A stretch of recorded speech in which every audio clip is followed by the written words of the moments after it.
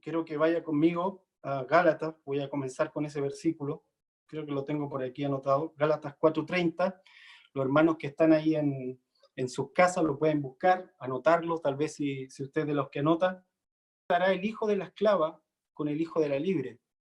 Y esto es muy tremendo, esta sentencia, porque uno puede decir, suena muy cruel, echa fuera al hijo de la esclava, porque no va a heredar con el hijo de la libre. Entonces, sin libertad no se puede heredar. Y la libertad se da con llaves que el Señor da, con llaves que el Señor entrega. Esas llaves son las que liberan. Esas llaves son las que el Señor le dijo a Pedro, te voy a dar llaves para que desates y también para que ates, porque hay que decirlo, las llaves no solo abren cosas, también cierran cosas que el Señor ya no quiere. Entonces, es necesario todo esto que tiene que ver con las llaves. Así que le preguntaba al Señor un poco, como les decía, los últimos 15 años yo he estado buscando esas llaves que puedan traer libertad.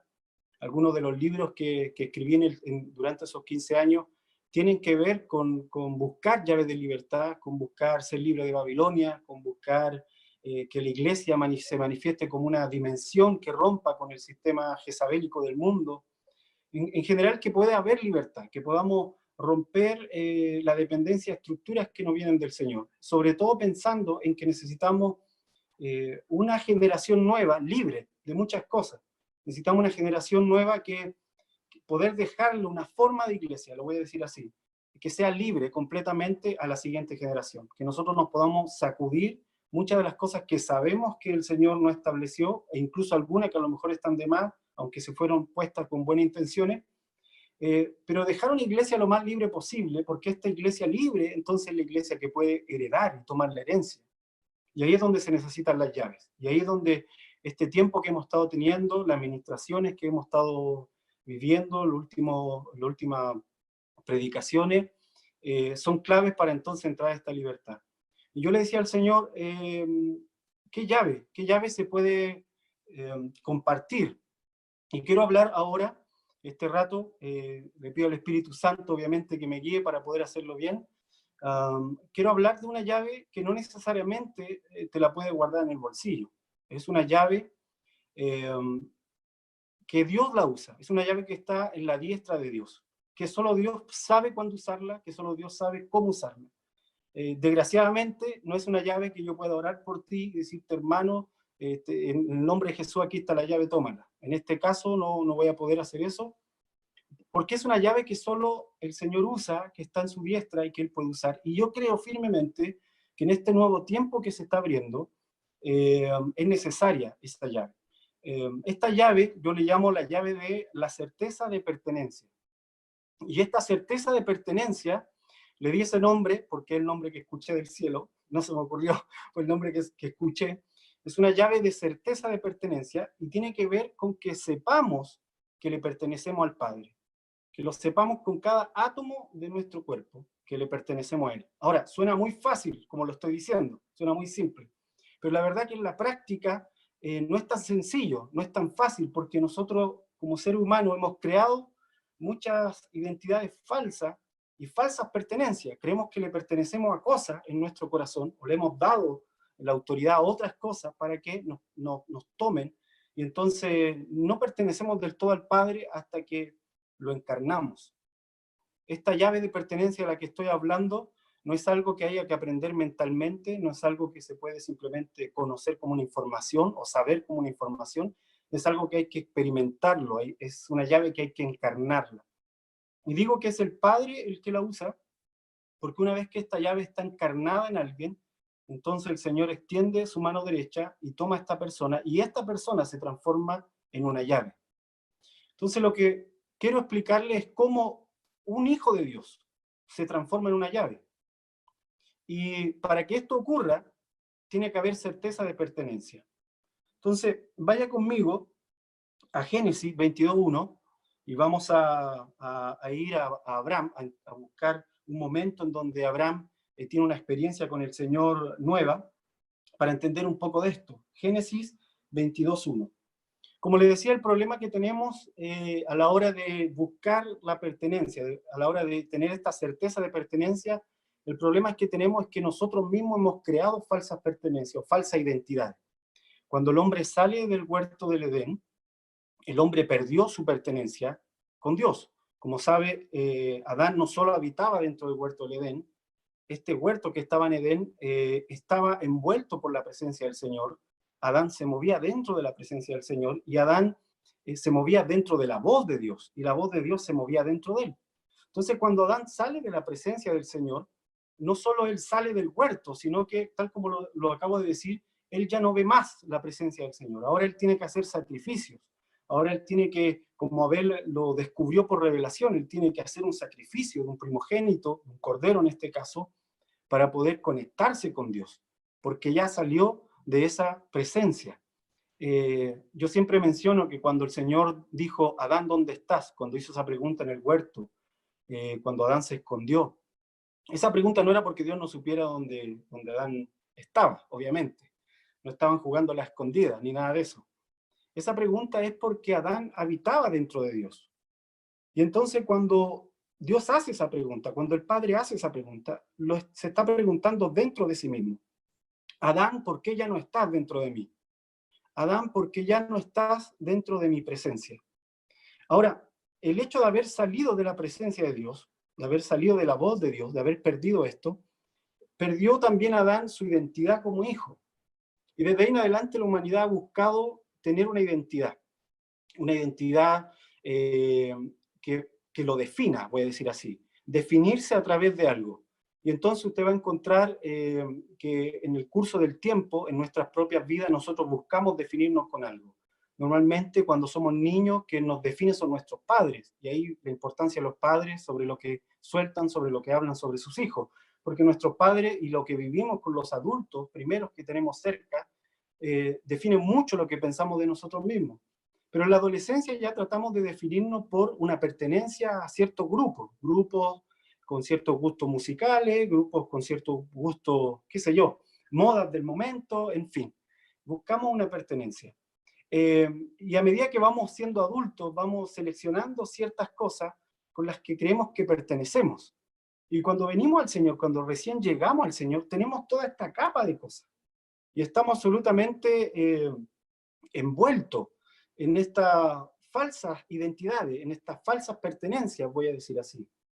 Es muy interesante ver, por ejemplo, cuando empieza el Mundial, cómo algunos hermanos se empiezan a incomodar, sobre todo cuando hay hermanos de diferentes naciones en una congregación, y toca justo el partido de una de esas naciones, o esas dos naciones están en contra, y se juntan todos en una casa, y cuando va ganando, voy a decir así, el país de color azul, le empieza a hacer goles al país de color verde, el hermano de color verde se empieza como a incomodar, y se siente así como que lo estuvieran atropellando, y ahí empezamos a ver realmente dónde está nuestro corazón, a qué cosas le pertenecemos, a qué cosas nosotros le hemos dado nuestra identidad, qué cosas son las que nos definen. Y esta llave que estoy hablando ahora, que es para liberar generaciones, implica que nosotros nos despojemos de todo aquello que nos define y podamos entonces ser definidos por el Padre. De esta manera vamos a tener certeza de que le pertenecemos solo a Él. Ahora, usted y yo sabemos que la gran mayoría de las naciones donde estamos, los símbolos patrios, voy a decir así, tanto los colores de las banderas como los símbolos de los escudos, no fueron diseñados, la mayoría de ellos, por la mano del Señor, ¿verdad? Ahí hubo masonería en medio, ahí hubo ciertos símbolos usados en la historia que fueron puestos en los escudos y en las naciones. Pero es muy interesante cómo aún hay hermanos que tienen una reverencia a este tipo de símbolos, porque todavía no tienen claro cuál es su pertenencia, a qué es lo que le pertenece. Y tenemos que ser libres de este tipo de cosas. Estoy haciendo el ejemplo solamente del tema de las naciones porque es algo muy recurrente. Pero hay falsas identidades mucho más profundas. A veces le entregamos nuestra identidad a ciertas teologías, por ejemplo.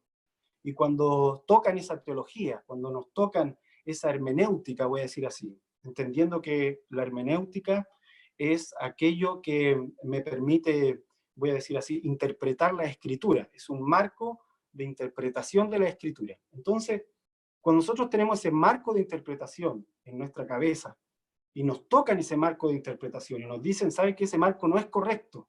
Hay mucha gente que se aloca completamente porque su pertenencia no está en el Padre, su pertenencia está en esa hermenéutica, en esa teología. y no es capaz de salir de ese encuadre teológico para poder ver otras cosas que el Señor quiera mostrarle. Entonces, son falsas definiciones, son falsas identidades que empiezan a tomar nuestro corazón, que empiezan a tomar nuestra condición de hijo, y ya no somos hijos del Padre, porque ya no es el Padre el quien define entonces nuestra identidad cuando estamos en esa condición, sino que somos hijos de otras cosas, hijos de una teología, vuelvo a usar el ejemplo, hijos de la nación tanto, por ejemplo, y es necesario entonces que empecemos a renunciar a ese tipo de cosas. Porque esta llave que le estoy diciendo, que podamos encarnar nosotros la llave de la pertenencia al Padre, que podamos hacerlo, se requiere que hayamos sido libres de todo aquello que nos define que no es Dios. O sea, solo el Padre tiene que definirnos. Y a veces, como vuelvo a reiterar, nos dejamos definir por otras cosas y entonces empezamos a desviarnos, y cuando el Señor quiere hacer algo con nosotros, esas cosas que nos definen se transforman en verdaderas cárceles que no nos dejan salir. Entonces tenemos que ser libres de todas estas cosas. Ahora, vaya conmigo a Génesis. Génesis, entonces, 22:1. Espero que lo tenga ahí. Si no, corra a su cuarto donde tiene su Biblia. Como estamos online, todavía tiene unos segundos. Génesis 22:1 dice: aconteció después de estas cosas que probó Dios a Abraham. Me interesa como parte, porque dice aconteció que después de estas cosas. O sea, el Abraham de este Génesis 22 no es un Abraham novato. Quiero que entendamos eso antes de seguir con el relato. No es un Abraham que está recién experimentando a Dios. No, este Abraham ha tenido encuentros muy poderosos con el Señor. Este Abraham decidió en un momento salir de su tierra, como todos sabemos, dejar todo lo que tenía conocido, esa ciudad que lo definía. Él deja eso para avanzar y conocer a Dios en un lugar abierto, viviendo como un salvaje. Se podría decir que la gente de las ciudades famosas de ese tiempo, de Ur de los Caldeos, de Egipto, en fin, tal vez pensaban, Abraham es un verdadero salvaje, mira, vive en tienda, vive con sus animales, pero el Señor quería que Abraham no se autodefiniera por la ciudad donde él estaba. Dios quería que Abraham lo experimentara a él y empezara a definirse por una pertenencia a Dios. Entonces Abraham ha experimentado eso. Luego Abraham experimenta esta batalla con los reyes, con los 5 reyes, en donde tiene que ir a salvar a Lot, y tiene su encuentro con Melquisedec. Y Abraham es introducido en el sacerdocio Melquisedec, del pan y el vino que comparte el real sacerdocio Melquisedec. Y cualquiera de nosotros diría, ese fue un encuentro poderosísimo, ¿verdad? Ahora que estamos entrando un nuevo día, a una nueva era, a un nuevo tiempo, es indispensable que tengamos un encuentro con el real sacerdocio Melquisedec. Entonces Abraham ya había tenido ese encuentro. Abraham, de hecho, en ese encuentro aprovechó y diezmó por Leví. Todo su diezmo que él entregó, dice que lo diezmó hasta por 4 generaciones. Así que él tuvo un encuentro muy poderoso. Este Abraham, luego de haber experimentado esto, tuvo otro momento que ya uno podría decir, ya esto fue lo máximo que se pueda vivir como hijo de Dios. Abraham es visitado por Dios mismo, y el Señor se sienta con él, come con él. Abraham le hace el asadito, que todos conocemos, era medio latino Abraham, parece, porque le hace el asado, le pone ahí su arepa, o sus patacones, o su pan, o su tortilla, dependiendo del país donde está. Y comen juntos, y el Señor lo integra a este presbiterio, no solo para darle al hijo, no solo para prometerle al hijo que venía, sino que en este encuentro Abraham es parte de este consejo celestial, y el Señor le abre sus planes para explicarle lo que va a pasar con Sodoma y Gomorra. Ahora, todo esto es muy profético, todo esto está dentro del plan del Señor. Dios está purificando la tierra, Dios está quitando a Sodoma y Gomorra antes de enviar a Isaac, porque Isaac iba a ser una generación diferente, una generación pura, y aquí tenemos que ser muy claros, el Señor no puede permitir impureza en una nueva generación. Así que el Señor tiene que juzgar primero a Sodoma y Gomorra antes de enviar al Hijo. Ese encuentro de Abraham que tiene con Dios y con los ángeles en esa reunión que tienen fuera de su casa, fuera de su tienda, es un momento crucial para lo que va a venir adelante. Entonces Génesis 22 dice que aconteció después de estas cosas. O sea, Abraham había experimentado todas estas cosas, pero aún no experimentaba aquello que le estoy hablando hoy, que tiene que ver con nosotros transformarnos en una llave para el Señor, en una llave de certeza, de pertenencia en Dios, en donde Dios pueda con su mano derecha tomarnos y abrir y traer libertad a las siguientes generaciones. Abraham aún no lo experimenta, el Señor le ha dado muchas promesas acerca de la siguiente generación, acerca de la descendencia, pero vuelvo a decir, esta llave no es algo que se pueda tomar y guardar en el bolsillo, no es algo que alguien pueda orar sobre ti y entregártelo. Esto es algo que tienes que encarnar. Esto es algo que tenemos que encarnar. Y en este tiempo nuevo que viene es necesario que lo encarnemos. Dice después estas cosas que probó Dios a Abraham. Y le dijo a Abraham, y él respondió, heme aquí. Me gusta esta parte porque el Señor lo llama con el nombre que Dios mismo le dio. Y todos sabemos que Abraham significaba padre de multitudes, ¿verdad? Hasta ahí estamos todos claros. Todos sabemos que Dios le había cambiado el nombre de padre enaltecido a padre de multitudes. Y dijo, toma ahora tu hijo, tu único, Isaac, a quien amas, y vete a tierra de Moriah, y ofrécelo allí en holocausto sobre uno de los montes que yo te diré. Y aquí empieza el asunto, aquí empieza el encarnar a quién le pertenecemos. Porque el Señor está pidiéndole a este padre de multitudes que sacrifique al único hijo que tenía. Y que supuestamente, y obviamente según la promesa, por medio de este Isaac, por medio de este hijo, entonces el Señor iba a traer todas las promesas que le había dado a Abraham. Entonces aquí parece una verdadera contradicción. Por un lado Dios le dice, tú eres un padre de multitudes, pero por otro lado le dice, sacrifica aquello que te hace padre de multitudes. Sacrifica aquello que se va a transformar, que te va a transformar a ti en un padre de multitudes. Y Abraham tiene que tomar entonces a Isaac y llevarlo al monte de Moriah. La pregunta es si nosotros estamos listos para tomar aquellas cosas que nos definen y ponerlas en el altar.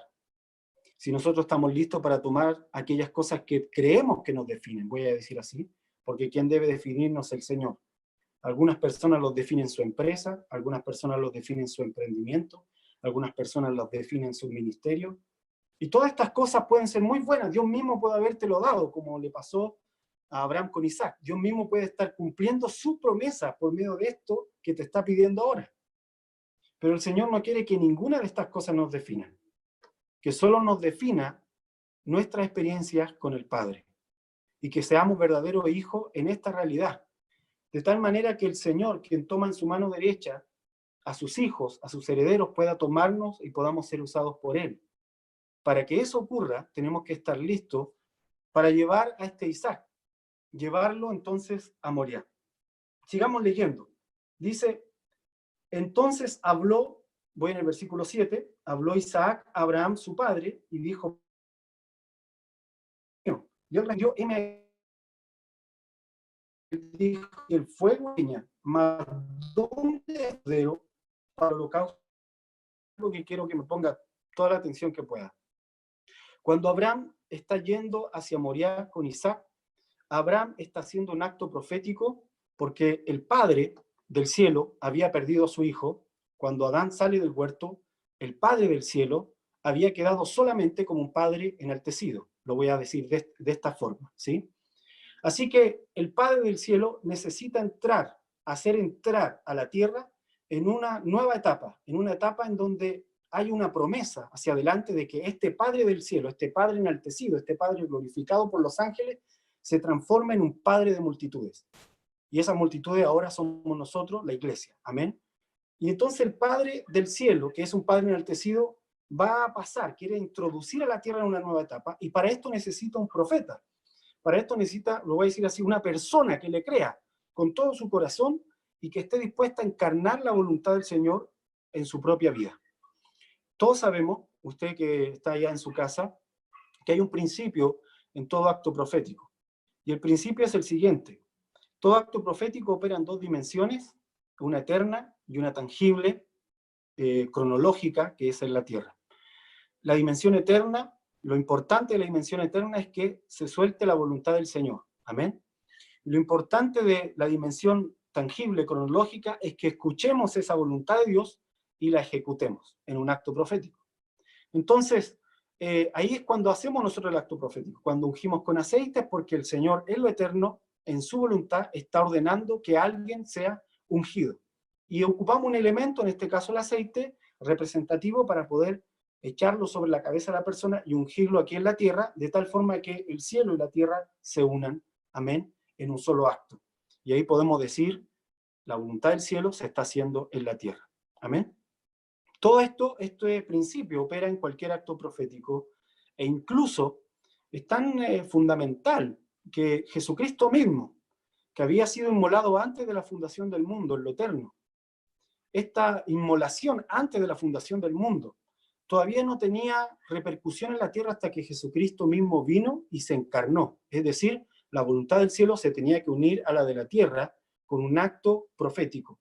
Y Jesucristo hizo un acto redentivo al ir a la cruz, pero también profético, porque en él nosotros también podemos ir a la cruz en nuestro cuerpo de pecado y podemos resucitar juntamente con él. Ninguno de nosotros ha tenido que padecer lo que Jesucristo hizo, básicamente porque él llevó, todos sabemos, todo el juicio sobre su cuerpo y entonces él hizo un acto profético en esto. Ok, entendiendo este principio, quiero que vea lo que está ocurriendo con Abraham. Abraham está camino a Moriah con su hijo. Abraham es la promesa del Padre de multitudes. Y Abraham va a representar en esto que va a ocurrir a Dios Padre. Porque Dios Padre va a poner a su hijo también en el altar. Amén. Dios Padre va a sacrificar lo que lo define, voy a decir así, por amor a rescatarnos, por amor a atraernos a nosotros mismos. Y va a usar una llave, pero no una llave, vuelvo a decir, cualquiera, sino que una persona tiene que encarnar esta llave para que el Padre entonces pueda usarla en su mano derecha. Volvamos entonces a Génesis 22:7. Entonces habló Isaac a Abraham su padre y dijo: Padre mío. Y respondió: heme aquí, mi hijo. Y él dijo: he aquí el fuego y la leña, mas ¿dónde está el cordero para el holocausto? O sea, ¿dónde está el elemento que vamos a consagrar? ¿Dónde está lo que vamos a usar finalmente? Y respondió Abraham: Dios se proveerá de cordero para el holocausto, hijo mío. E iban juntos. Me gusta esa última parte del iban juntos. Porque es lo que necesitamos. Necesitamos que una generación como Abraham, una generación que ha experimentado el Señor en muchas ocasiones, vaya junto a una generación nueva como Isaac, que va a experimentar también al Señor de forma muy profunda, pero que necesita caminar, obviamente, con esta otra generación. Ahora, el 9 dice: y cuando llegaron al lugar que Dios le había dicho, edificó allí Abraham un altar, y compuso la leña, y ató a Isaac su hijo, y lo puso en el altar sobre la leña. Y extendió a Abraham su mano, y tomó el cuchillo para degollar a su hijo. Esa parte es muy fuerte, que Abraham ponga el cuchillo para degollar a su hijo. Está a punto de degollar su propio corazón, está a punto de romper. Yo creo que Abraham en ese momento ya estaba destrozado completamente en su interior, y el padre está mostrando cómo él mismo va a sufrir por entregar a su hijo, cómo el padre mismo va a sufrir por poner a su hijo en el altar. Está haciendo el acto profético desde antes. Por eso Jesús dijo: Abraham vio mi día y se gozó en ese día. ¿Cuándo fue que Abraham vio ese día? En este momento, en Moriah. Ahí fue donde ocurrió. Pero él está listo para degollar aquello que lo define. Y esto va a ser una constante en muchos de los santos que van a liberar generaciones. Ellos muchas veces van a tener que sacrificar aquello que los define. Encontramos el ejemplo de Noah, que tuvo que renunciar a toda su vida y tuvo que ver morir y ser destruido el mundo que él conocía para entrar un mundo nuevo. Tenemos el caso del mismo Moisés, que tuvo que, dice Hebreos, renunció a todos los privilegios de Egipto y prefirió los padecimientos de Cristo para poder entonces ir al desierto y poder finalmente ocupar el lugar que Dios quería con él, ser una llave para el Señor. Tenemos el caso de José, que también fue desarraigado de toda su familia para entonces ser una llave para el Señor. Y así podríamos estar por toda la Escritura revisando y encontrar hombres de Dios que han tenido que poner el cuchillo en aquello que los define. Entonces la pregunta es: ¿cuán dispuestos estamos nosotros? Si las generaciones hacia adelante, y eso incluye tus hijos, tus nietos, tus bisnietos, hasta la cuarta por lo menos generación, ¿cuánto estamos dispuestos nosotros a poner un cuchillo en aquello que nos define, con tal de que el Padre pueda usarnos con su mano derecha, pueda llevar a esta iglesia, pueda llevar a la iglesia de este tiempo para poder ser una llave para las siguientes generaciones, para los siguientes 100 años? Todo lo que te estoy hablando ahora no lo estoy pensando solamente para, vuelvo a decir, un par de años. Estoy hablando de si como iglesia estamos dispuestos a poder encarnar este cambio de tal manera que los próximos 100 años realmente la presencia del Señor sea lo que dirija los acontecimientos en las naciones. Y por eso es tan crucial tener esta determinación. Y pienso ahora mismo, viene a mi memoria, Juan el Bautista, quien pierde su cabeza para que Jesucristo crezca. Yo sé que hemos escuchado muchas veces que Juan el Bautista fue derrotado en ese momento en que perdió su cabeza, en que es decapitado, pero la verdad es que Juan el Bautista, su ministerio tenía que terminar así, porque Juan el Bautista era el último levita, el más consagrado de todos, el más consagrado que el mismo Aarón, porque Aarón no fue un hombre que nació desde el vientre de su madre lleno del Espíritu Santo, pero este Juan el Bautista sí, fue lleno del Espíritu desde el momento de su concepción hacia adelante, y entonces este hombre ungido iba a representar a Leví, iba a ser el más consagrado de Leví, y en el último momento, cuando Leví iba a dejar el sacerdocio, iba a dar paso al sacerdocio Melquisedec, Leví tenía que perder su cabeza para que entonces la cabeza que es Cristo se posicionara sobre la iglesia para siempre como única cabeza. Y esto lo volvemos a ver reiteradas veces. Pienso también en Pablo, el apóstol Pablo. No sé si usted lo sabe, pero el apóstol Pablo muere decapitado en Roma. Esto no es un accidente, esto no es una derrota de Pablo, todo lo contrario. El Señor desde antemano estaba juzgando el sistema romano, el sistema del Vaticano, a través de la muerte de Pablo, porque cuando Pablo pierde su cabeza, él está declarando que la única cabeza es Jesucristo. No sé si recuerda que también la historia cuenta cómo Pedro, cuando lo van a martirizar, él dice, por favor no me pongan como Jesús, porque lo iban a clavar, dice, pónganme de cabeza. Y uno dice, pero ¿por qué dice eso? ¿De dónde saca eso Pedro? No es una sensación de querer sufrir más, quiero que me entienda. Todos estos hombres caminaban según el entendimiento de lo eterno. El entendimiento de lo eterno te permite ver mucho más allá de la generación donde tú estás. Y entonces Pedro dice, mi cabeza tiene que estar hacia abajo, porque la única cabeza que se tiene que levantar en la iglesia es la de Cristo. Y con esto quedó todo el fundamento de Roma, quedó despedazado desde antes que se empezara a levantar. Está absolutamente desautorizado, porque la única cabeza está en lo alto, es la de Jesucristo. Así que no importa cuántas imágenes de Pedro y Pablo pongan en su superplaza, no importa absolutamente nada, porque antes de que eso se formara ya había sido juzgado. Ahora, más allá de poder entender esto, quiero que vayamos a este punto. ¿Cuánto nosotros estamos dispuestos a salir del lugar que impide, voy a decir así, que la siguiente generación pueda definirse como una iglesia que le pertenece solamente al Padre? Y ahí es donde viene el reto, ahí es donde viene, creo yo, el reto para liberar a las generaciones, para que estas generaciones libres puedan entrar en la herencia. Y es un reto muy duro. Si no, pregúnteselo a Abraham, que está ahí, a punto de degollar a su hijo, a punto de degollar a todo aquello por el cual él ha vivido. Abraham mismo le dijo a Dios en su momento, Señor, tú me diste de todo. La escritura dice que Abraham era riquísimo, tenía como 300 camellos, imagínense. Un camello era el equivalente a un carro, a un vehículo, y tenía 300. Pero resulta que él le dice al Señor, ¿de qué me sirve todo esto? Me has bendecido con todo, pero no tengo un hijo. Y el Señor le dice, yo te voy a dar un hijo. Y lo ve, lo experimenta, le pone Isaac porque lo hace reír, porque es su gozo, porque parece que ahí está la plenitud de todo lo que él había caminado con el Señor, se personificaba en este pequeño niño. Y ahora Abraham tiene que ponerlo en el altar. No sé si puede entender lo profundo que tiene que ver con eso. Yo creo que sí lo está recibiendo en su espíritu. El Señor está diciendo, iglesia, ¿cuánto estamos dispuestos nosotros a transformarnos en una llave para el Señor? Y para que esto se dé, tenemos que tener certeza de a quién pertenecemos. Y en ese sentido, definirnos solamente por las palabras del Padre. Amén. Ahora, sigamos en el 11. Dice, entonces el ángel de Jehová le dio voces desde el cielo y dijo, Abraham, Abraham. Y él respondió, heme aquí. Y dijo, no extiendas tu mano sobre el muchacho ni le hagas nada, porque ya conozco que temes a Dios, por cuanto no me rehusaste a tu hijo, tu único.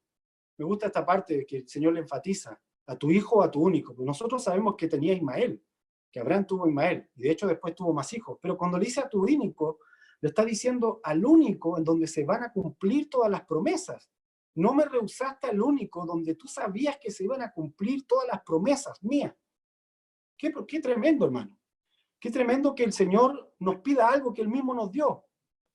y que sabemos que en ese algo están todas las promesas que el Señor nos dijo se van a cumplir en ese algo. Y resulta que de un momento a otro el Señor pide que se lo entreguemos y que lo soltemos definitivamente. Dice, entonces alzó Abraham sus ojos, y este término alzó sus ojos es un ayim, un abrir los ojos para ver cómo Dios ve, y miró, y aquí a sus espaldas, detrás de él, un carnero trabado en un zarzal por sus cuernos. Esto es muy profético. Vuelvo a reiterar. Abraham está representando todo lo que Dios va a hacer hacia adelante. Abraham está representando que Dios mismo, por eso Abraham es el patriarca, voy a decir, por excelencia del inicio del plan de Dios con una generación. Abraham está representando al Padre del cielo, que quiere volver a ser el Padre de multitudes, que ha profetizado él mismo a través del espíritu de la profecía en toda la historia de la humanidad, que él va a volver a ser el Padre de multitudes, que él va a traer a todas las naciones hacia él mismo. Amén. Y lo está representando, dice que a sus espaldas, a espaldas de Abraham, un carnero trabado en un zarzal por sus cuernos. Y fue Abraham y tomó el carnero y lo ofreció en holocausto en lugar de su hijo. Ahora, tú y yo sabemos que un carnero es el papá del cordero, no es el cordero en sí. Abraham finalmente sacrifica al papá del cordero. Ahora, ¿qué quiere decir esto? ¿Qué quiere decir que el carnero esté atado a la espalda de Abraham? Y es que en una zarza, yo creo que al decir zarza ya todo el mundo se viene a la imagen, Moisés frente a la zarza, recibiendo su primer encuentro decisivo con Dios. ¿Por qué? ¿Por qué se dan todos estos elementos en el momento de Abraham? Porque Dios mismo va a estar por un tiempo, su condición de padre va a estar atrapada, voy a decir así, en el pacto que él hace en el Sinaí, va a estar a la espalda de Israel. Israel no va a poder ver a Dios como padre, Israel no va a poder ver la paternidad de Dios durante todo el proceso de seguir la ley de Moisés en el Sinaí. Israel solo va a ver al Padre y nosotros como humanidad solo vamos a conocer al Padre a través del Hijo. Cuando el Hijo venga, el Hijo va a revelar al Padre. Esa era la promesa. Y el Hijo vino a revelar al Padre. Hace unos días, bueno, durante las predicaciones, mejor dicho, se ha estado hablando del reino bastante y de cómo el reino finalmente es Jesucristo mismo, el Rey. Pero un punto del reino que a veces se nos va es que el reino tiene como prioridad que sea el Padre revelado. Porque si había una revelación que no había venido a la tierra, era la revelación del Padre. El verdadero nombre de Dios era el nombre del Padre. Todos los otros nombres ya habían sido revelados.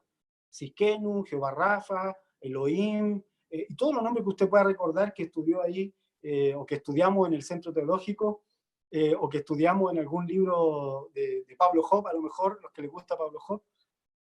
Todos estos nombres, pero había un solo nombre que no había sido revelado, que ningún profeta podía revelar, porque para revelar estos nombres, los profetas tuvieron que encarnar estas revelaciones. Pero nadie podía encarnar el ser hijo.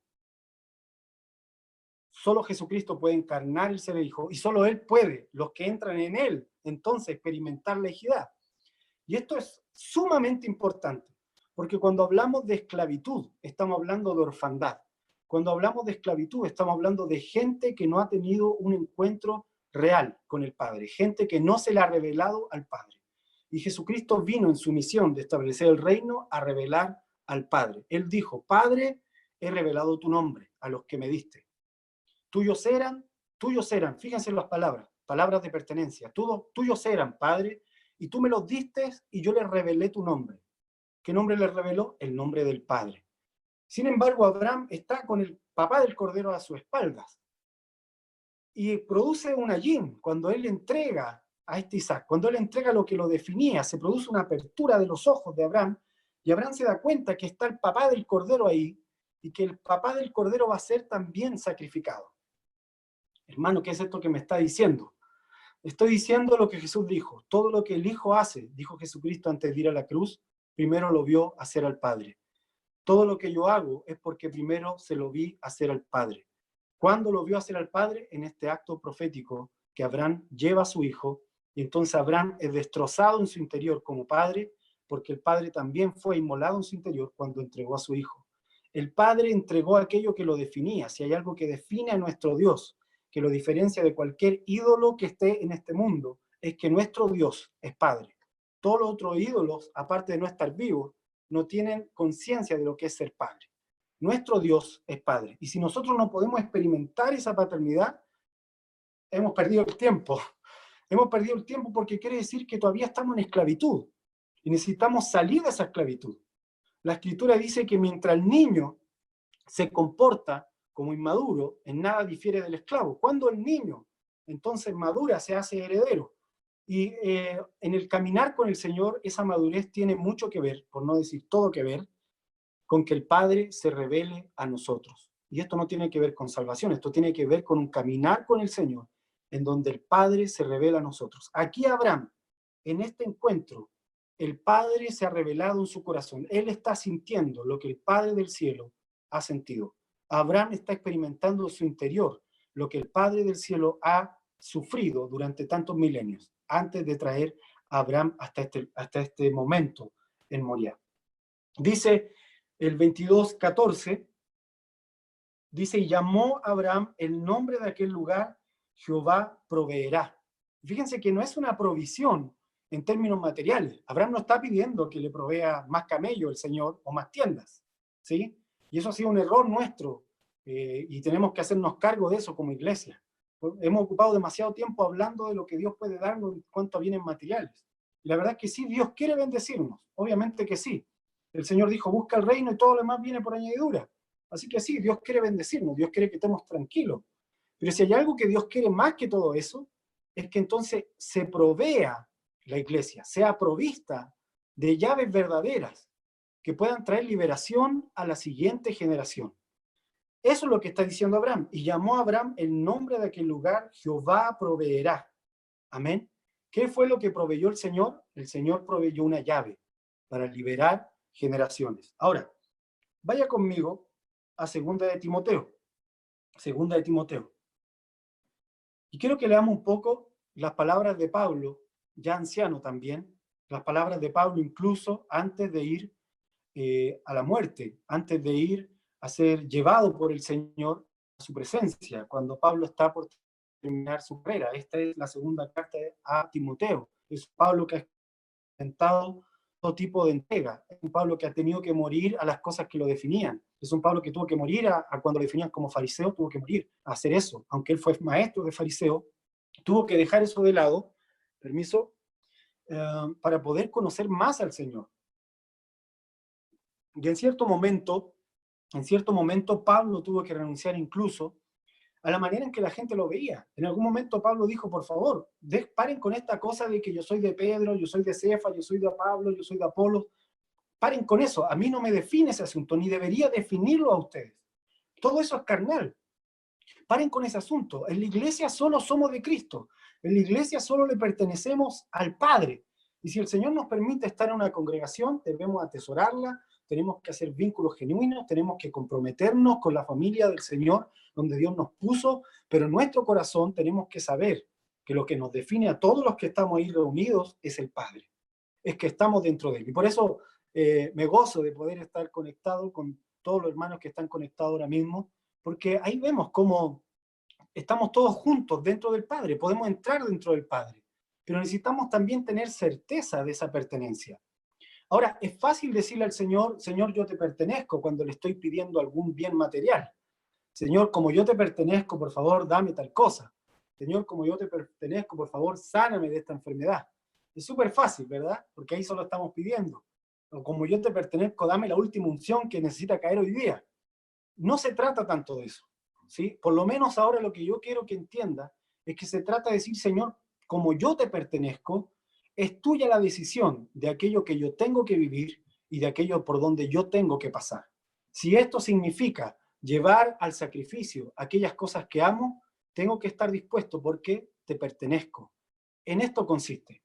Entonces, cuando esta llave se empieza a encarnar en ti, cuando esta llave de pertenencia se empieza a encarnar en ti, cuando te empiezas a transformar en la iglesia que Dios puede usar en su mano derecha, ocurre algo que está muy descrito aquí en estas palabras, segunda de Timoteo, capítulo 1, vaya conmigo, versículos 7 y 8. Dice, porque no nos ha dado Dios espíritu de cobardía. Fíjese que Pablo cuando dice espíritu de cobardía no se está refiriendo a al temor a la noche, o al temor a la oscuridad, o a una fobia a la araña, o algo de eso. Se está refiriendo a que no ser cobarde frente al peligro de muerte. A eso se está refiriendo. El Señor no nos dio temor a morir. El Señor no nos dio eso. No sé si recuerdan, en Pentecostés, todo el mundo, hace poco estuvimos un banquete en Pentecostés, todos los que pudieron tener el banquete, lo pasamos pero espectacular, invitando al Señor a nuestras casas en ese banquete. Pero hay algo cierto en cuanto al banquete de Pentecostés que experimentaron, voy a decir así, banquete, que experimentaron los discípulos en el lugar alto. Cuando ellos estaban en el lugar alto, ellos ya habían vivido milagros. Los discípulos, cuando fueron enviados por Jesús, los 70, ya habían experimentado milagros, ya habían visto enfermos sanarse. Así que su problema no era lo milagroso, su problema no era ver milagros. Ellos no necesitaban poder para eso porque ya lo habían experimentado. Cuando Jesús les dice, quédense aquí y esperen que el Espíritu Santo venga y les dé poder para que sean mis testigos, ellos necesitaban un poder específico y era el poder para poder derrotar el temor a la muerte. Los discípulos aún tenían temor a morir. Y a pesar de que habían experimentado lo milagroso, todos ellos arrancaron cuando Jesucristo fue llevado a la cruz, cuando Jesucristo fue apresado. Solo Juan caminó con Jesucristo, pero el resto de los discípulos todos corrieron. Yo creo que si nosotros hubiésemos estado en su lugar, habíamos hecho exactamente lo mismo, porque un hombre que no tiene al Espíritu Santo es imposible que no le tema a la muerte. Está en el ADN de la humanidad el temor a la muerte. Y la única forma de vencer ese temor a la muerte es que venga el Espíritu Santo y nos llene por completo, como ocurrió en Pentecostés, y dice que ellos fueron llenos del Espíritu Santo. Hablaban nuestras lenguas, pero también fueron llenos de un denuedo, de una valentía. Y de eso está hablando aquí Pablo. Dios no nos dio espíritu de cobardía. Dice, Dios nos dio un espíritu que nos permite no temer a la muerte. Este Pablo, vuelvo a decir que está hablando, es un Pablo lleno de cicatrices. Es un Pablo que fue apiedrado, es un Pablo que vivió naufragios, estuvo flotando en el mar más de una noche, es un Pablo que vivió peligro en el camino. Y yo pensaba en este Pablo muchas veces, en los viajes que hemos tenido en las diferentes naciones de Latinoamérica. En alguna oportunidad hemos estado a riesgo de ser secuestrados, en algunas oportunidades, recuerdo en algunos lugares yo enfermé de muerte porque tampoco iba a ir al médico. Usted me entenderá que necesitábamos vencer en todos los niveles. Eh, y entonces, cuando ocurría en esos momentos, yo recordaba estas palabras que Pablo le habla a Timoteo. El Señor no nos ha dado espíritu de cobardía, sino de poder, de amor y de dominio propio. Y estas palabras podrían definir a un verdadero anciano en la congregación. Estas palabras podrían definir a alguien que se está transformando en la llave de Dios, a alguien que se está transformando en una iglesia, amén, que puede ser tomada por la diestra de Dios. Dios nos dio espíritu de poder, de amor y de dominio propio. ¿Poder para qué? Para vencer el temor a la muerte. Por tanto, dice, no te avergüences de dar testimonio de nuestro Señor, ni de mí preso suyo, sino participa de las aflicciones por el Evangelio según el poder de Dios. Por tanto, dice, no te avergüences, vuelvo a reiterar, de mí preso suyo. Me gustan estas palabras, son muy profundas de parte de Pablo, porque él dice, yo no estoy preso de Roma, yo estoy preso del Señor. Yo no le pertenezco a las circunstancias, yo le pertenezco a mi Padre. Y yo creo que hoy día mucha gente en nuestra nación estamos en cuarentena, de hecho, pero no estamos presos por la cuarentena. No estamos encerrados por la cuarentena. Estamos encerrados, estamos llamados por el Señor, porque Dios está tratando con nuestros corazones. En la tierra el Señor paralizó, lo sabemos, porque sabemos que fue el Señor el que detuvo todas las acciones en todo lugar. Podemos echar la culpa al virus y podemos hablar de cientos de conspiraciones detrás de las cortinas, pero más allá de eso, lo que es obvio es que la iglesia solamente se detiene cuando el Señor está en medio. Y si la iglesia se detuvo en los lugares de congregación y está ahora en las casas, como ahora está usted y yo, es porque Dios está tratando con nosotros muchas cosas y quiere tratar con nosotros. Y por lo tanto podemos decir como Pablo, aquí estoy, pero no estoy preso de una cuarentena, estoy preso suyo. El Señor me tiene aquí contristado para poder entender lo que Él quiere con nosotros, para poder entender qué cosas yo tengo que quitarme, que me han definido por tantos años, qué cosas han marcado la pauta de mi agenda y que ya no pueden ser más. porque el Señor necesita una iglesia para tomarla en su mano derecha. Y tal como dice la parábola, Él puso a todos los animales delante y dijo: los cabritos a la izquierda y las ovejas mías a la derecha, porque mis ovejas oyen mi voz, mis ovejas saben cuando yo hablo y entonces me siguen. Así que una iglesia que pueda seguirlo, una iglesia que pueda ser tomada por la diestra de Dios, es una iglesia que tiene una certeza de pertenencia, que las circunstancias a su alrededor, como le está ocurriendo aquí Pablo. De hecho, Pablo le dice a Timoteo: ni siquiera te avergüences de mí, le dice. No te avergüences del evangelio, tampoco te avergüences de mí, que soy preso del Señor. ¿Por qué le dice esto? Le dice esto porque cuando las personas empiezan a tener problemas, voy a decir así, la mayoría de la gente sale arrancando, para que ojalá no me toque a mí y no me manche. Le pasó a Jesús, todos los discípulos salieron corriendo, para que ojalá no me agarren. Pedro por ahí, que todavía no tenía el Espíritu Santo, lo negó, dijo: yo no lo conozco, no tengo idea quién es él. Se olvidó del Jesús que había tenido 3 años con él. Y cuando a nosotros nos toca, porque te aseguro que en algún momento puede que te toque, si no te ha tocado ahora, que se te viene en contra todo el mundo, más de alguien se va a retirar y te va a decir: adiós, yo parece que no te conozco, y va a sentir vergüenza de estar contigo. Y Pablo le está diciendo, y si se lo está diciendo es porque ya había gente que había abandonado a Pablo y sentía vergüenza de decir: yo conocí a Pablo, porque Pablo estaba preso en Roma y llevaba tiempo preso en Roma. Ya Pablo no aparecía en las predicaciones de las congregaciones, Pablo estaba en absoluto silencio. ¿Cuántas cartas escribió Pablo desde Roma? En todo ese tiempo hubo un absoluto silencio del apóstol Pablo. Pero todo esto era a propósito del Señor, porque no todo lo que Dios va a ser público. Muchas cosas van a estar ahí en lo escondido. Y entonces el Señor tiene que tratar con la iglesia.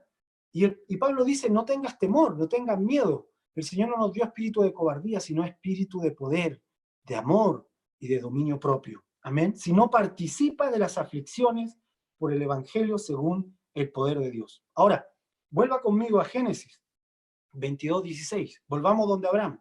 Génesis 22:16. Espero que no lo haya cambiado. Si lo cambió, póngale una marquita ahí en su Biblia, un papelito o algo, porque vamos a volver de nuevo a Génesis 22:16 y luego vamos a movernos a otro versículo y vamos a volver de nuevo donde Abraham. Entonces dice: y dijo: por mí mismo he jurado, dice Jehová. El Señor le está hablando a Abraham después de que él ha puesto a Isaac, después de que él se ha preparado para matar a aquello que lo define. Por mí mismo he jurado, dice Jehová, que por cuanto has hecho esto y no me has rehusado tu hijo, tu único hijo, de cierto te bendeciré y multiplicaré tu descendencia como las estrellas del cielo. Mire qué tremendo. Pondré a tu descendencia entre la raquia de Dios, pondré a tu descendencia entre los entendidos, pondré a tu descendencia en aquellos que Daniel vio, y dijo: los entendidos resplandecerán como el resplandor en el firmamento. Yo pondré a Abraham, a tu descendencia, en esos lugares. Y el Señor lo cumplió, porque aún todavía estamos leyendo a los profetas que nacieron de los lomos de Abraham, como los entendidos que están en luminares. Y este mismo Pablo del que hablamos, el benjaminita, hijo de la mano derecha, todavía lo estamos leyendo, porque cuando el Señor promete ese tipo de cosas, es cuando la gente está dispuesta a entregar aquello que lo define. Le dice: de cierto te bendeciré, te multiplicaré tu descendencia como las estrellas del cielo y como la arena que está a la orilla del mar. O sea, como una descendencia que puede ponerle freno al abismo, que puede ponerle freno al mar. El mar en este momento está siendo símbolo, como en todas las escrituras del mundo, está siendo un símbolo del abismo, y entonces el Señor le dice: yo voy a hacer de tu descendencia gente que le ponga límites al abismo, gente que le ponga límites al mismo mundo.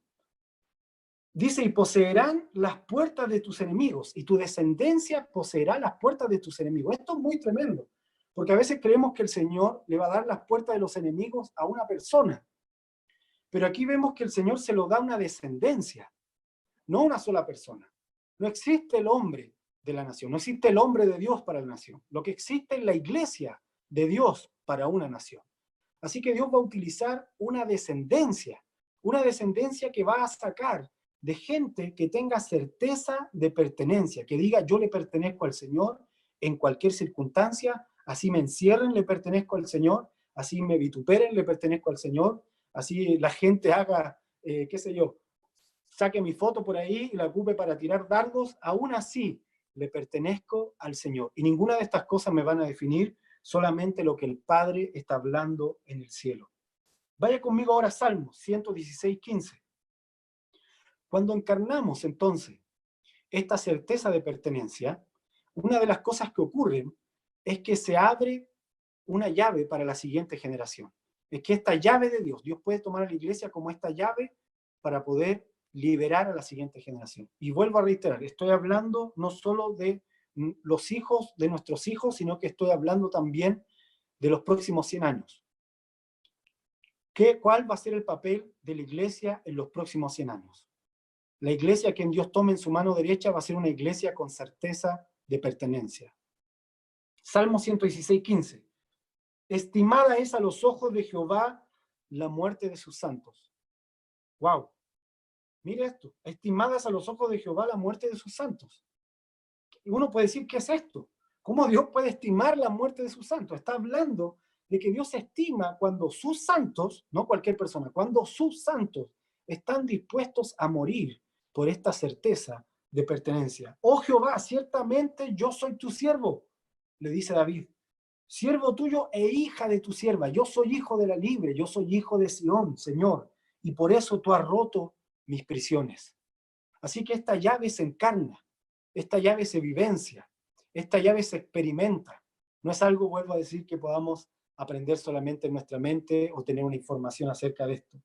Recuerdo cuando estuve en Alemania, el año pasado estuvimos en Europa, ministrando con algunos hermanos, compartiendo con la iglesia en diferentes naciones, y cuando estábamos en Alemania, el Señor nos permitió ir a un lugar donde había nacido uno de estos hombres que se transformó en una llave porque él tenía certeza de pertenencia. Este hombre se llamaba Nicolás von Flue. Tal vez ustedes que conocen la historia sabrán que cuando la iglesia estaba entrando en un periodo de mucha perversión, cuando el catolicismo estaba ya empoderándose en todas las naciones con gran poder. En ese tiempo habían 3 papas, todavía no había un papa, no se definía, pero ellos empezaron a perseguir los escritos de Wycliffe y los escritos, y luego las palabras de John Hus. Y John Hus fue un hombre de Dios que vivió en 1400 y algo, y fue perseguido porque él hablaba de esto que después Lutero hace eco, de esta reforma, de poder entender a Dios como algo que se percibe y que se experimenta por fe. Y entonces fue tal la persecución que llevaron a John Hus al concilio que tuvo la Iglesia Católica en Constanz, en Alemania, y John Hus fue asesinado en ese lugar, fue llevado a la hoguera. Y todos conocerán o recordarán la profecía de John Hus, que él dice, esta vez están quemando un ganso, porque su nombre Hus sonaba como a ganso en su lengua, están quemando un ganso, dice, pero 100 años más en adelante Dios va a levantar un cisne que no podrán destruir. Bueno, 100 años más adelante, efectivamente, se levanta Lutero, y la casa de Lutero tenía el símbolo del cisne. Así que la profecía de John Hus se dio con precisión, porque él se transformó en una llave para poder liberar a las generaciones, una llave que permaneció por 100 años. Ahora, en el mismo día, en el mismo año en donde muere John Hus, nace a pocos kilómetros del lugar donde lo asesinan, un hombre que se llama Nicolás. Nicolás von Flue nace y este hombre empieza a experimentar al Señor desde su niñez y empieza a llamar la atención por sus experiencias con el Señor, que no era por lo profundo, digamos así, sino era porque él tenía mucha rectitud, era un hombre muy recto para el tiempo en el que vivía. Y entonces tenía mucha revelación de la sabiduría de Dios, era muy sabio. Y este hombre siempre estaba buscando conocer más del Señor. Y él oraba. Sus hijos cuentan que Nicolás se levantaba a las mañanas y le decía, Señor, quita de mí todo aquello que me aleja de ti, Señor, y solo dame aquello que me acerque más a ti. Y Señor, que pueda salir de mí, decía Nicolás, todo aquello que no es tuyo, decía, y que me aparta de ti, que salga de mí y que yo pueda cada día estar más cerca de tu presencia. Esa era la oración que hacía él todas las mañanas. Y cuando ya tenía la edad de como de 50 años, a todo esto Nicolás fue creciendo en testimonio en su lugar, no sin persecuciones, en algún momento lo persiguieron, pero era tal la rectitud que el pueblo confiaba en él. Y cuando había litigio en el pueblo, venían a donde Nicolás para que Nicolás pudiese juzgar entre la gente y decir qué es lo que había que hacer. Pero cuando ya tenía como 50 años, él había prosperado en todas las cosas que tenía a su alrededor, tenía su familia con varios hijos, y a esa edad él empieza a tener un sueño en donde él sabe que el Señor lo está llamando a consagrarse aún más profundamente de lo que él había vivido. Y esto lo conversa con su familia, y su familia, al verlo tan angustiado, porque ve en él la necesidad de poder crecer más en el Señor y experimentar al Señor, le dice, ok, los hijos le dicen, ok, papá, la esposa le dice, ok, te vamos a liberar, para que tú vayas. En ese tiempo la mejor forma de consagrarse era irse donde los monjes. Así que John Hus quería irse donde los monjes, quería encerrarse allá y buscar a Dios en ese lugar. Así que le dice, te vamos a dar permiso para que tú vayas, y le hacen incluso un traje, un hábito, que era como de arpillera, para que él vaya a ese lugar como monje. Y en el camino, Nicolás von Flue va caminando a ese lugar, la familia ora por él, lo envía de hecho, y él va a ese lugar, y cuando está caminando el Señor lo detiene. Le dice, detente, ya llevaba 3 días de camino, ya estaba lejos de su casa. Y el Señor le dice, detente y devuélvete, porque yo quiero otra cosa contigo. Y él tuvo en una pelea interior, porque dijo, Señor, yo he peleado tantas veces por esta libertad de buscarte, y ahora que la tengo, tú me estás pidiendo que devuelva, que me vuelva, o sea, que voy a pasar vergüenza con la gente, porque todo el mundo se despidió de mí, que yo me iba a ir donde los monjes, y ahora voy a volver. Pero él dice que cuando venía de camino, escuchó al Señor, mató a aquello que lo definía, y él empezó a volver, y venía en el bosque cuando lo agarra una tormenta, y el Señor le empieza a hablar en ese lugar. Y cuenta la historia que un rayo le cayó en el estómago, mientras el Señor le hablaba. Y luego de esto, Nicolás despierta, camina a su casa y no sintió más hambre. Y la historia, que no es una historia que esté en libros cristianos, son de hecho historiadores no cristianos los que la cuentan, Nicolás von Flue no comió más, ayunó durante 20 años. Durante esos 20 años solo tomó agua, porque llegó a su casa, el Señor le dijo, quédate en el río que pasa por abajo de tu casa, hazte una cabañita ahí, y ahí quédate, solo tu familia te va a ir a ver, te va a poder ir a ver, y las personas que yo te digan, y tú búscame e intercede por la iglesia. Y durante el periodo entre John Hus y Lutero, ese paréntesis entre esos 100 años, hay un Nicolás von Flue que está ayunando, sin comer, ayunando completamente al sistema, para que la iglesia pueda permanecer libre y pueda despertar el día de mañana una reforma. Ese tipo de gente es la que tiene certeza de pertenencia. A mí me llamó mucho la atención, y cuando estábamos en Alemania fuimos a ese lugar, estuvimos ahí, y se podía percibir, de hecho, en el río, todavía se podía percibir la presencia del Señor en el río donde Nicolás bebía agua. Era muy tremendo, porque cuando esta certeza de pertenencia se empieza a apoderar de ti, tú sabes en tu interior que el Señor te puede poner en cualquier situación, y sin importar la situación que Él te ponga, lo único que necesitas hacer es seguir y obedecer su orden. Ahora, Dios necesita una iglesia a ese nivel para el nuevo tiempo que viene. Vaya conmigo a 2 Corintios, vamos de nuevo con Pablo, 2 Corintios capítulo 12, versículo 15. Porque cuando tenemos esta llave, cuando esta llave se empieza a encarnar en nosotros, te vas a empezar a dar cuenta que esto se empieza a encarnar en ti, porque empieza a venir un deseo de poder dar y de poder darte a ti mismo. No solo dar en términos materiales, sino darte a ti mismo. Dar tu tiempo, dar tu fuerza, dar incluso tu reputación, si es necesario, con tal de poder hacer la voluntad del Padre. 2 Corintios entonces 12:15. Si lo tiene ahí, atento, dice, y yo con el amor, con el mayor placer, fíjese, Pablo dice, gastaré lo mío, y aún yo mismo me gastaré, del todo por amor de vuestras almas, aunque amando más, sea amado menos. Y Pablo no está mintiendo, no está exagerando, él sabe que en cierto momento él amando más es posible que sea amado menos.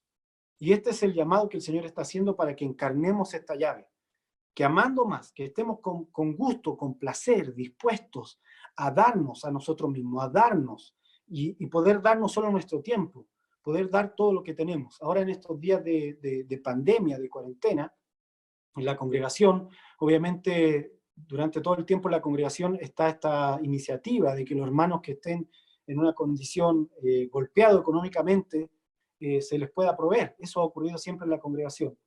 Pero en este tiempo de pandemia, donde se habla de que la economía se va a ir abajo, y donde se habla de que va a haber crisis financiera, ¿cuál es el papel de la iglesia? El papel de la iglesia es ir en contra de lo que el mundo está diciendo. Y cuando el mundo está diciendo, agarra tus cosas y escóndelas, cuando el mundo está diciendo, agarra tu cuenta del banco y ciérrala con llave, el Señor está diciendo, es tiempo de darle al que no tiene. Es tiempo de como José, abrir el granero y entregarle a aquel que no tiene semillas. Y en la congregación lo que hicimos, se los cuento, lo que hicimos fue ya no solo ver por la hermandad, sino empezar a buscar gente que no es de la congregación, que pueda entonces recibir también, que entre todos podamos bendecir para que estas personas también sean provistas. Cuando esta llave de la pertenencia empieza a desarrollarse en tu corazón, te empiezas a dar cuenta porque tienes un deseo de darte, tienes un deseo de dar de tu tiempo, tienes un deseo de estar ahí presente, donde el Padre quiere que tú estés.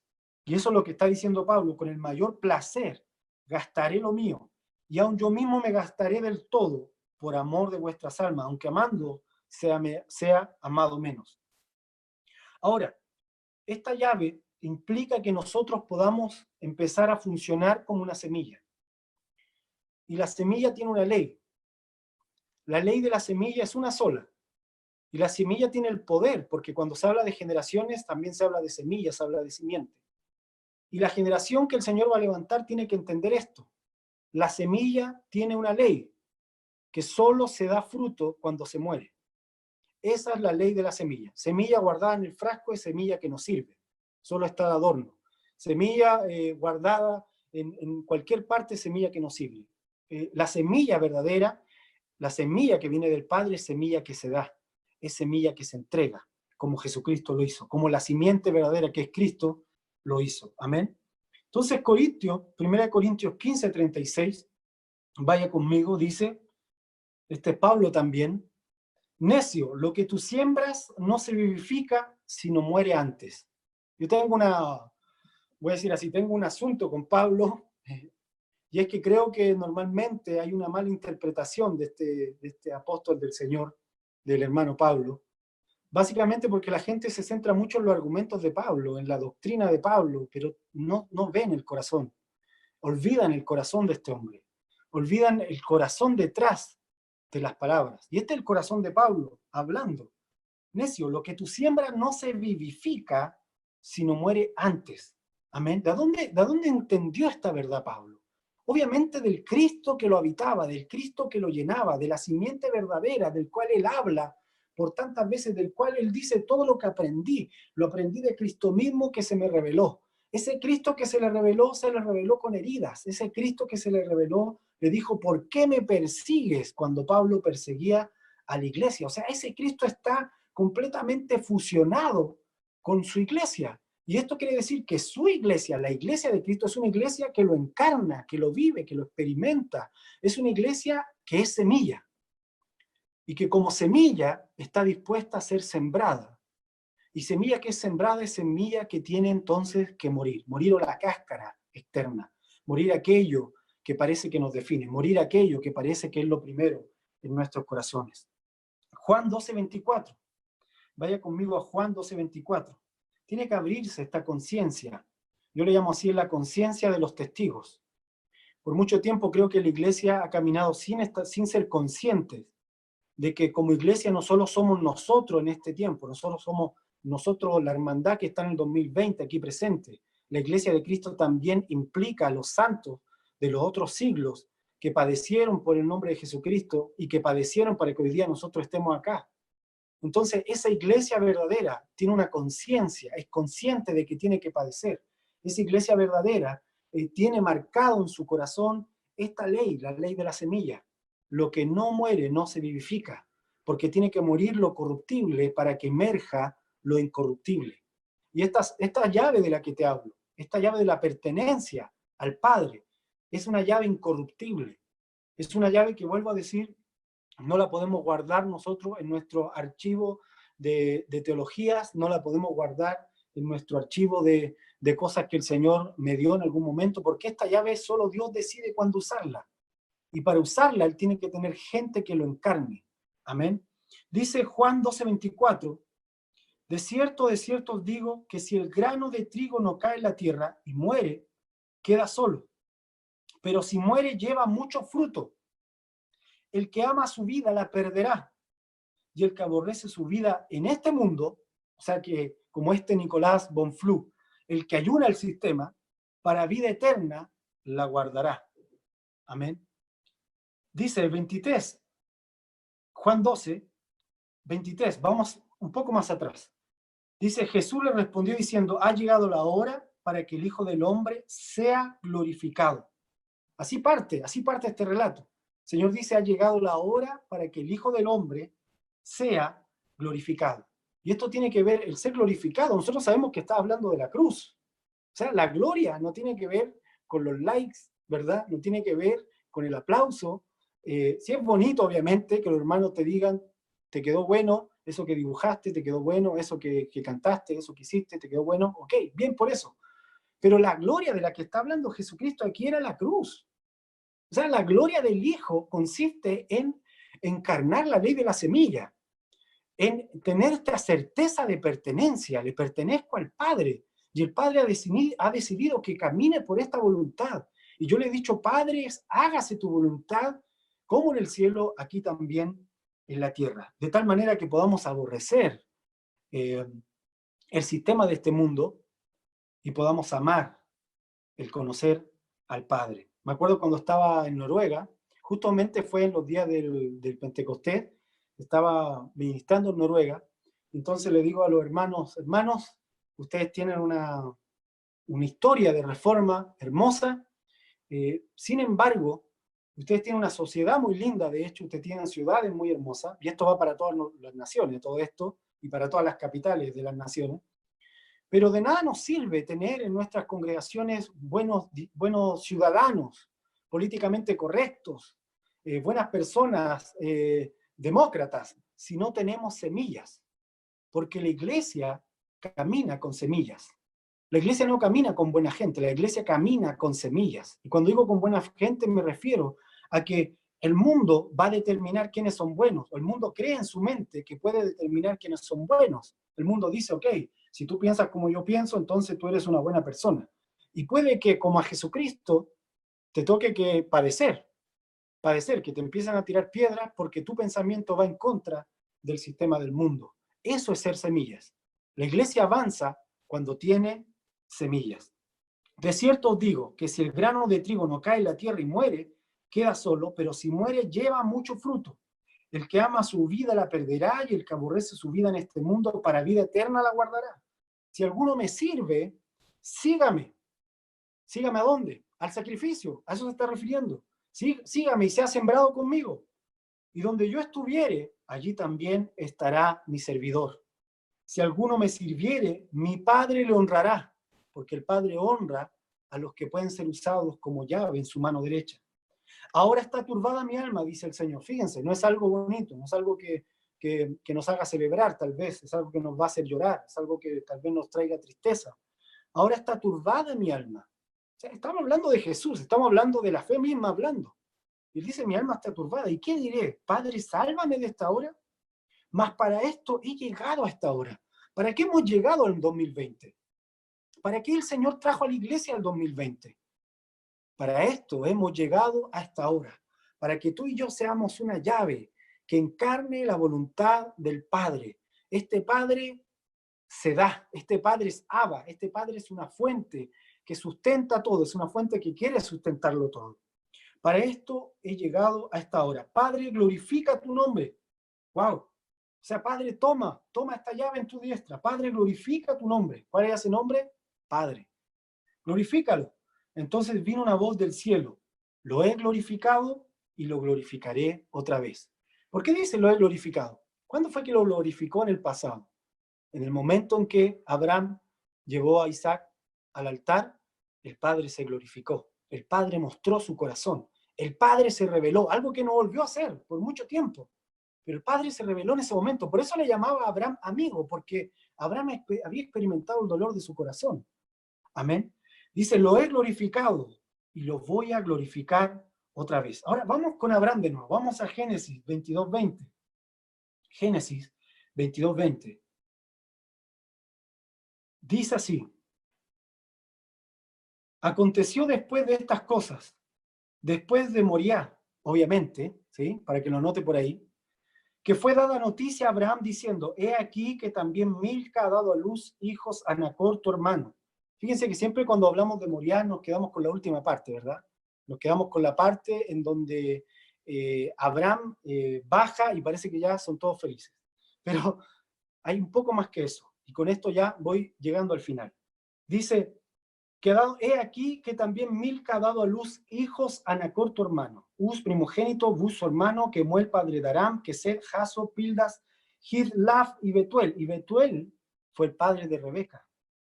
Estos son los 8 hijos que dio a luz Milca de Nacor, hermano de Abraham. Y este número 8 obviamente es un número de reinicio, así como Noa con sus 8 estuvieron en el arca y comenzaron el nuevo mundo, así Milca está dando a luz la generación. ¿Por qué Milca, que era estéril, pudo dar a luz una generación? Porque el Señor usó una llave y abrió y libertó a una generación.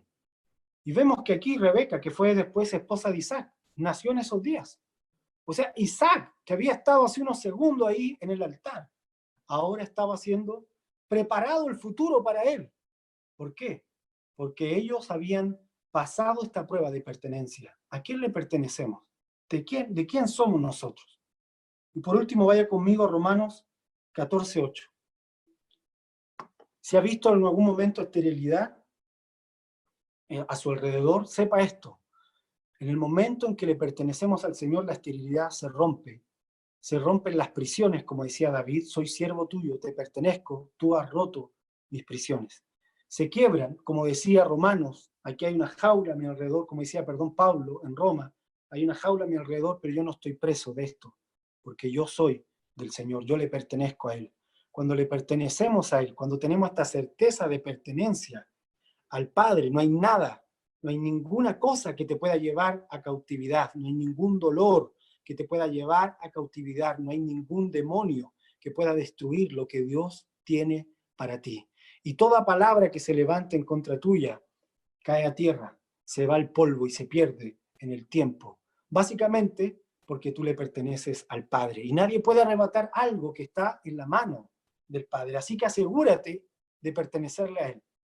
No te asegures de pertenecerle a tu empresa, no te asegures de pertenecerle a tu trabajo, no te asegures de pertenecerle ni siquiera a tus pensamientos, a tus deseos, a tus sueños, a aquellas cosas que pensaste. No, asegúrate de pertenecerle a Él.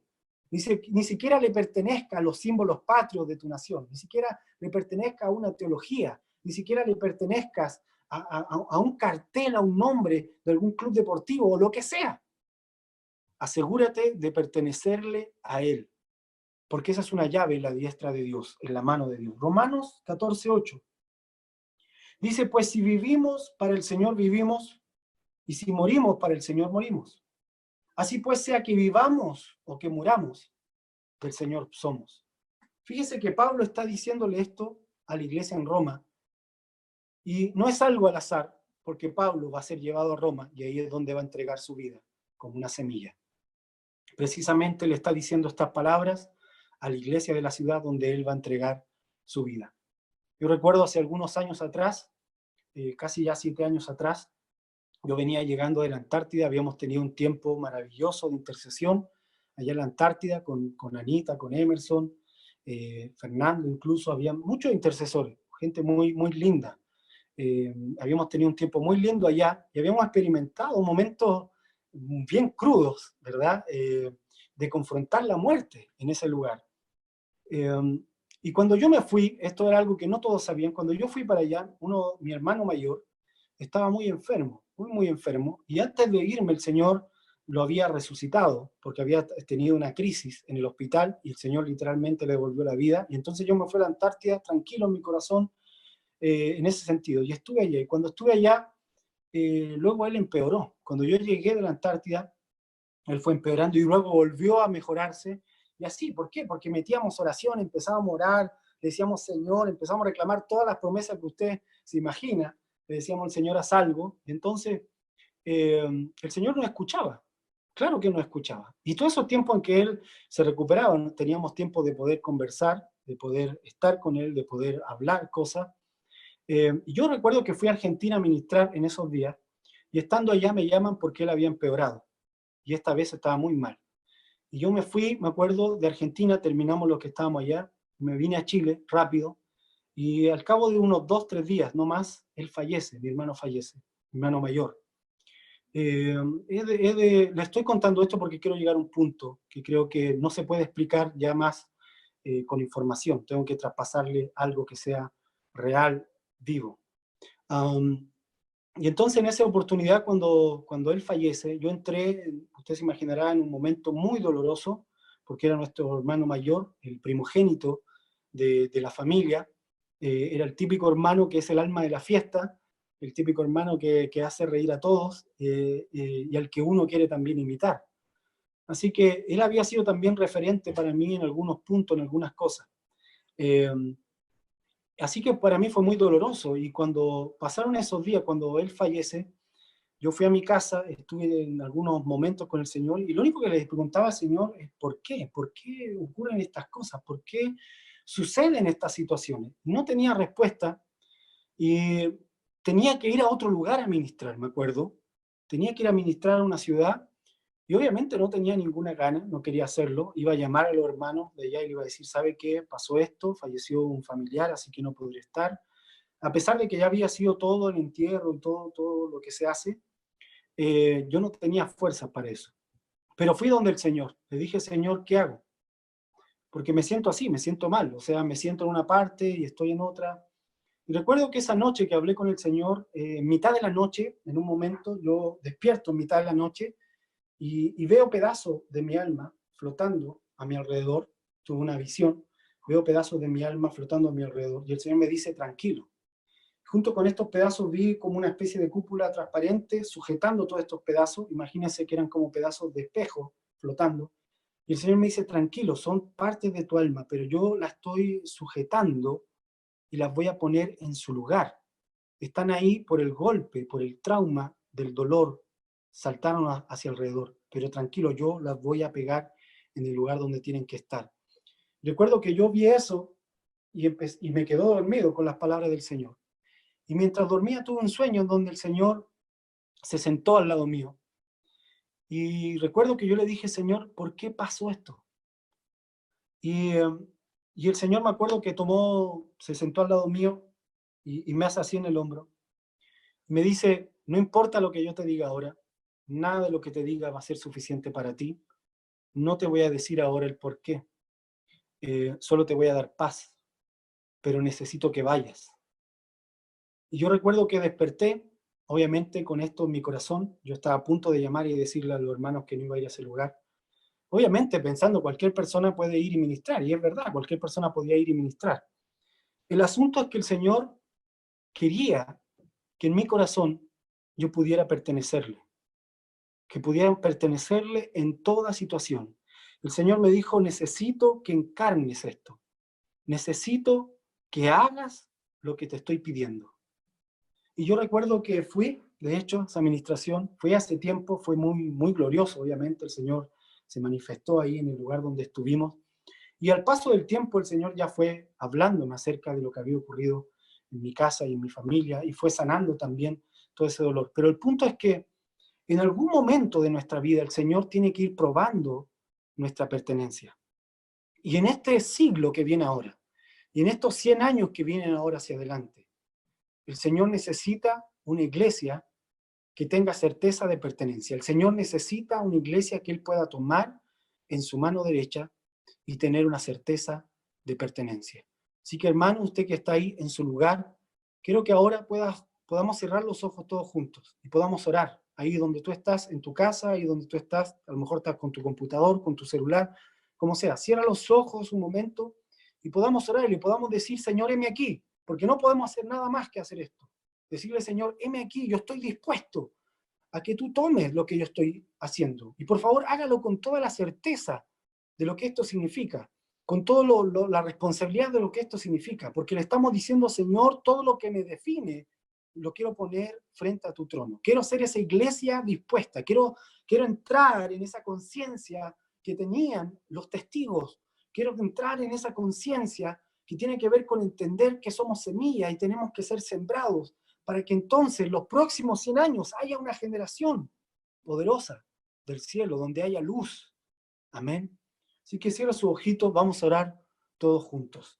Padre, en el nombre de Jesús, oramos, Señor, y nos presentamos delante de ti en este momento, en esta hora, todos los que estamos aquí conectados. Estamos dentro de tu presencia. Padre, primero que todo te decimos, revélanos tu nombre. Padre, revélanos tu presencia. Ya no solo, Señor, como una experiencia de sanidad interior, de tu paternidad para sanarnos. Ahora, revélanos, Señor, esa paternidad que dice, mi hijo eres tú. Esa palabra, Señor, de Salmos que dice, mi hijo eres tú. Señor, y yo quiero escuchar, Señor, y quiero que mis hermanos puedan oír. Te ruego, Padre, que puedan oír estas palabras en su corazón. Que puedan tener certeza de que te pertenecen. Que puedan tener certeza en sus corazones que son tuyos. Hijos tuyos. Siervos tuyos, Señor. Hijos de la libre y no de la esclava. Que podamos ser la iglesia, Señor, de la mano derecha. Que podamos ser la iglesia, Señor, con la que tú cuentes los próximos 100 años. Espíritu Santo, a ti te damos, Señor, que desde este día en adelante, guíanos. Guíanos, Señor. Esta sabemos que no es una llave que podamos tomar. Es una llave que está en tu mano. Nosotros queremos ser la llave, Padre. Queremos ser esa llave. Heme aquí. Heme aquí, Señor. Envíanos. Envíanos. Envíanos como una manada. Envíanos como una tribu. Envíanos, Señor, como una familia. Envíanos, Padre nuestro. Estamos juntos en esto, Padre. Quiero que sepas, quiero decirte, glorifica tu nombre. Señor, yo oro por aquellos que están viviendo aflicción ahora, por aquellos que se están cuestionando tu presencia, por aquellos que se están cuestionando si tú te acordaste de ello o no. Señor, que puedan decir hoy día, Padre, glorifica tu nombre, así como Jesús lo dijo antes de ir al martirio, antes de ir a la muerte, a la resurrección. Padre, glorifica tu nombre en la circunstancia. Padre, glorifica tu nombre en toda circunstancia. Que los hermanos que están viviendo en sus cuarentenas digan, Señor, yo no soy preso del sistema, yo no soy preso de las medidas, Señor, médicas, yo soy preso tuyo, yo he sido congregado por ti, yo he sido congregado como trigo en el granero, para en estos días escucharte en el silencio. Sí, Señor. Hoy oramos, Señor, por Latinoamérica. En el nombre de Jesús. Este es un momento de dar. Quiero hacer algo, si me permiten, denme un segundo, porque creo que en este momento, más allá de simplemente recibir, creo que hemos recibido muchísimo de parte del Señor en estos días, pero necesitamos dar algo y necesitamos dar de nuestro corazón, de nuestro tiempo. Y quiero que me acompañen. Tengo aquí, si pueden ver por la pantalla, tengo aquí el balcón de mi casa y ahí está la ciudad de Santiago. Ahora todo el mundo está en sus casas, están en cuarentena. Más allá hay un hospital, hay gente que se está debatiendo entre la vida y la muerte en ese lugar ahora mismo. Y ahora yo sé que hay cientos de personas, cientos de hermanos, y quiero que nos pongamos de acuerdo. Y vamos a usar esta ciudad en representación como acción profética y vamos a orar por las ciudades que están ahora padeciendo. Y vamos a declarar libertad. Padre, en el nombre de Jesús oramos por las capitales que están padeciendo, oramos por la gente que está en los hospitales, que le está faltando aire, que le está faltando cómo respirar. Espíritu Santo, visítalos y llena sus espíritus. Espíritu Santo, visítalos y llena sus pulmones. Padre, oramos por las ciudades que dijeron que iban a fracasar económicamente. Padre, oramos y decimos que las riquezas están en tu mano. Señor, como iglesia, hoy día, esta noche, vamos a terminar este día, no pidiendo, este día no pidiendo para nosotros. Este día vamos a pedir por aquellos que no te conocen. Este día vamos a pedir por esta ciudad. Este día vamos a pedir, Señor, por aquella gente que está esperando, que necesita más de ti. En el nombre de Jesús, declaramos vida, vida sobre los enfermos, vida sobre los que se debaten hoy entre la vida y la muerte. Padre, en el nombre de Jesús, preséntate en los hospitales. Tus ángeles vayan a esos lugares. Viento de tu espíritu en sus pulmones. Padre, preséntate en las casas de tus hijos. Los que se le está acabando, Señor, lo que tienen su despensa se multiplica. En el nombre de Jesús, sean como Elías, Señor, lleguen los cuervos a tocar su puerta y a traer lo que necesitan y vean tu mano poderosa y sepan que te pertenecen. En el nombre de Jesús te pertenecen. Señor, y tú dijiste, mi hijo eres tú. Padre, ahora estás recordándome esa palabra. Yo recuerdo cuando antes de ir, Señor, antes de que nos enviaras a la Antártida, yo dije, Señor, no tengo el dinero para ir a ese lugar, no tengo la fuerza para ir a ese lugar. Te dije, háblame, y tú me dijiste estas palabras que están en el Salmo, mi hijo eres tú. Por tanto, pídeme y te daré por herencia a las naciones. Padre, lloramos y decimos, mi hijo eres tú. Escuchamos esas palabras en nuestro espíritu hoy y te pedimos las naciones, Señor, no para nuestro beneficio, sino para vida de las naciones, para luz en las naciones. No las queremos para nuestro beneficio, Señor. No para nada, Padre, queremos que tu vida llene, Señor, las naciones de nuestros territorios, de todos aquellos que estamos conectados esta noche, y aún de aquellos que no están conectados, pero son iglesia, y están en lugares escondidos, Señor, a lo mejor donde internet no puede llegar, pero tú puedes llegar, Señor, tus ángeles pueden llegar. Padre, en el nombre de Jesús, lo declaramos, Señor, y te damos gracias. Gracias, Espíritu Santo. Gracias te damos, Señor, por este maravilloso tiempo, Señor, que tú nos permites. En el nombre de Jesús. Amén y amén. Amén. Sean muy bendecidos, hermanos. Sean todos muy bendecidos.